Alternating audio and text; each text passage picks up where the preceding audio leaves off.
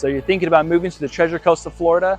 In this video, I'm going to go over the pros and the cons of living here in the Treasure Coast of Florida and go over all the reasons why I think you would love living out here, and some of the reasons why I think you might not quite like living out here. And here I am right now. I'm at one of my favorite beaches here in Florida. You see that? It's called Pepper Park Beach up here in Fort Pierce. It's relatively flat, the sand is soft, the water is nice. They make it so there's no fishing out here on this specific beach. So I like to come out here with my kids and my family, and we know we just have a wonderful, wonderful time. There's also free parking, if I didn't mention that. So let's get into the pros and cons of living here on the Treasure Coast right now.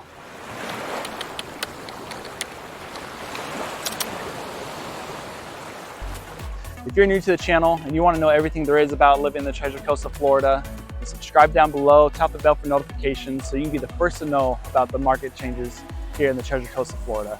My name is Jacob, I'm with the Kai's Company, and we get calls every day from people just like you looking to relocate here to the Treasure Coast of Florida. So whether you're moving this week, next month, next year, give me a call, shoot me a text, send me an email. I'd love to help make your transition here to the Treasure Coast as smooth as possible.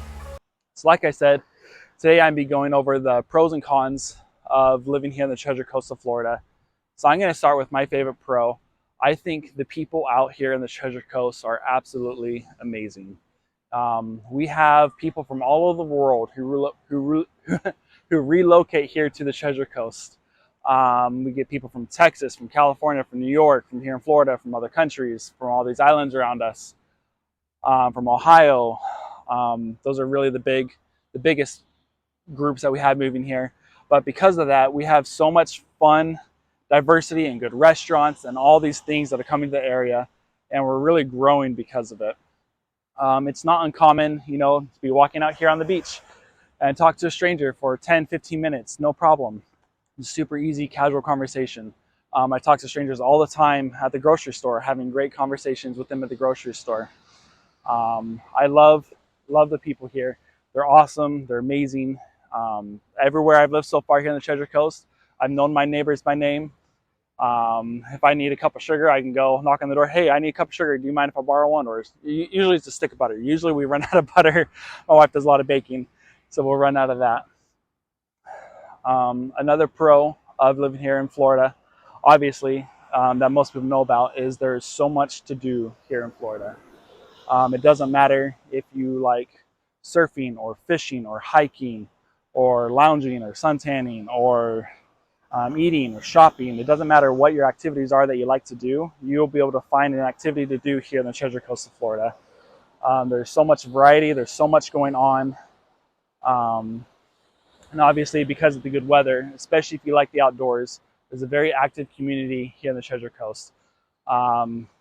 Even activities you want to think of, there's a group that gets together on their bicycles and they ride in downtown Stuart on their bicycles, and they have these cool glowing tires and they have all these cool things. So no matter what your activity is, there's an activity that you'll find that you'll like to do here in the Treasure Coast. But at the same time, because it's so amazing here, one of the cons, because the weather is so perfect and the place is so perfect for people to live here, one of the cons is animals like to live here too. So you're going to have sharks in the waters here. Most time it's usually a nurse shark that I see here, and that I've caught fishing. But there's blacktip sharks that like to migrate here, and because there's blacktip sharks that like to migrate here, you're going to have the hammerhead sharks that follow after the blacktip sharks, looking to eat the blacktip sharks. If you follow great white sharks, they have a lot of them geotagged, so you can go online and see their locations. We get great white sharks that occasionally ping off the coast here in Florida. We actually had just spring break here in the last couple of weeks, and there's been a blacktip shark down in West Palm Beach. Or not blacktip, a great white shark down in West Palm Beach. Which is kind of perfect timing for spring break, don't you think? Another, going along with the things that live here, obviously we have alligators that are going to be in the freshwater. So sharks in the saltwater, alligators in the freshwater. You really have to be careful, especially if you're walking dogs along the water or walking your kids along the water. Really be vigilant and looking out. Know the signs of what an alligator looks like. And really just be extra. Don't ever be off guard if you're going to be walking along the water edge in the fresh water.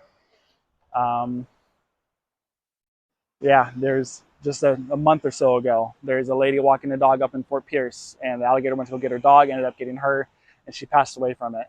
So obviously, this is something you really want to know about, and it is kind of a con in the area. They're beautiful to look at, but they are really dangerous. Please do not go near them if you see one there. We have fire ants. I just got bit this morning with the fire ant. I was standing here just on the side near the brush here at the beach. I've never seen an ant down actually near close to the water. I was standing up here near the brush, getting all my stuff ready to record. And I looked down, I felt something. I looked down and I got bit by an ant. So you're really going to want to know what an ant hill looks like here, which ants are the ones that are going to bite you, and know, if you have dogs, what kind of pest control you want. We're taking care of those ants. We really want to get rid of those.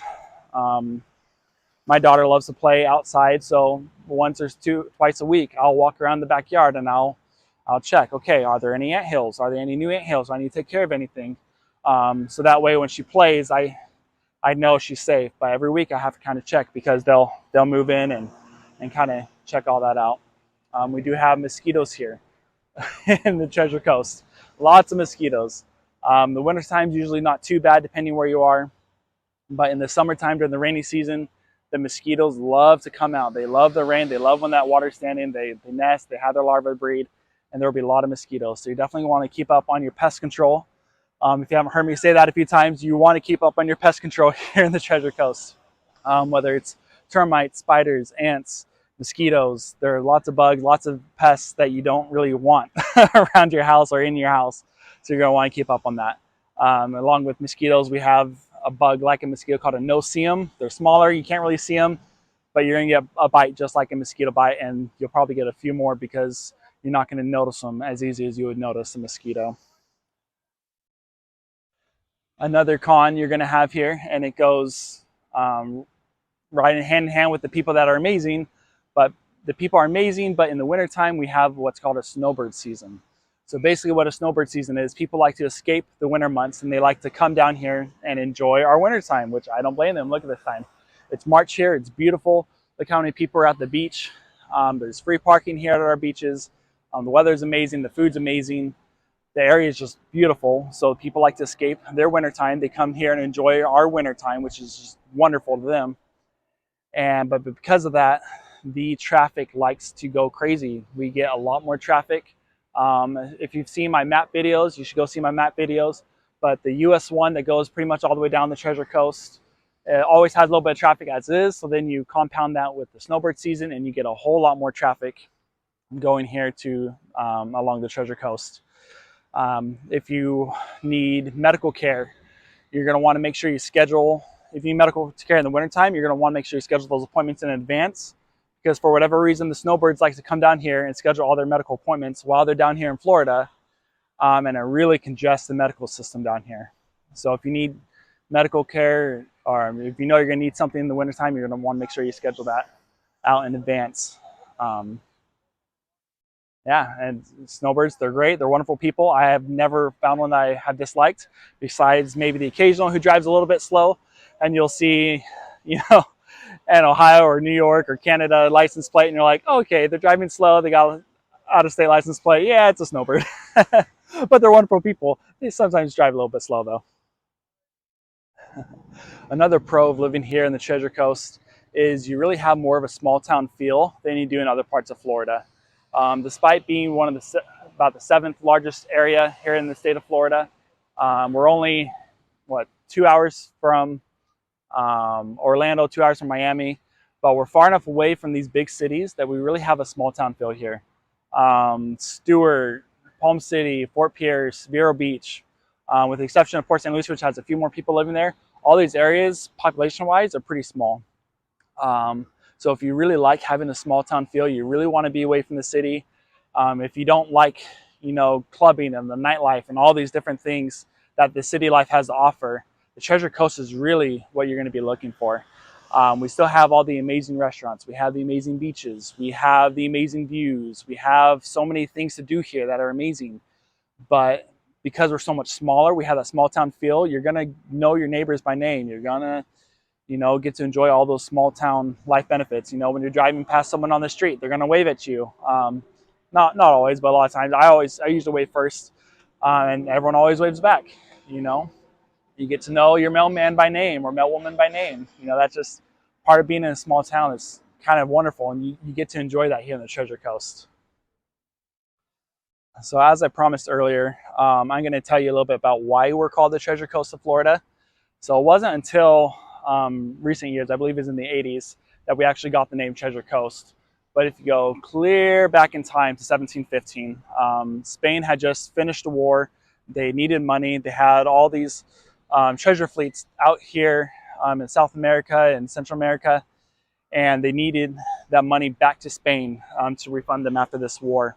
So even though it was hurricane season in July, they sent word that they needed these treasure fleets to come back and bring all this gold and jewels and all these things back to Spain so they could have their money. So on July 31st, 1715, a huge hurricane came through, and there are 11 ships in this treasure fleet that sunk.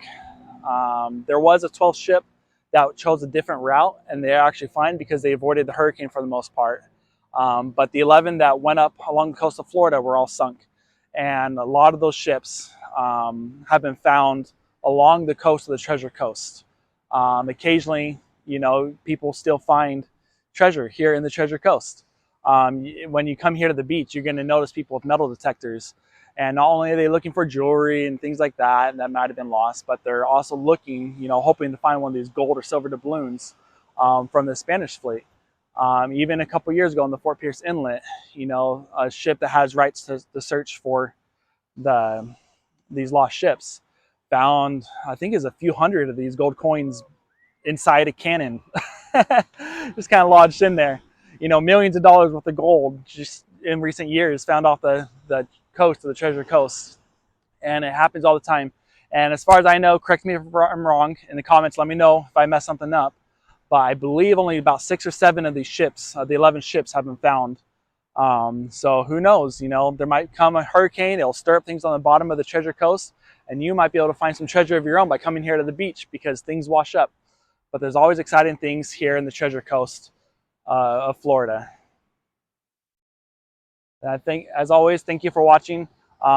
If there's anything you think I missed, please leave a comment down below. Or if there's anything you want to know, please leave a comment or send me a text, shoot me an email. I'd love to help out and help you know everything that you want to know.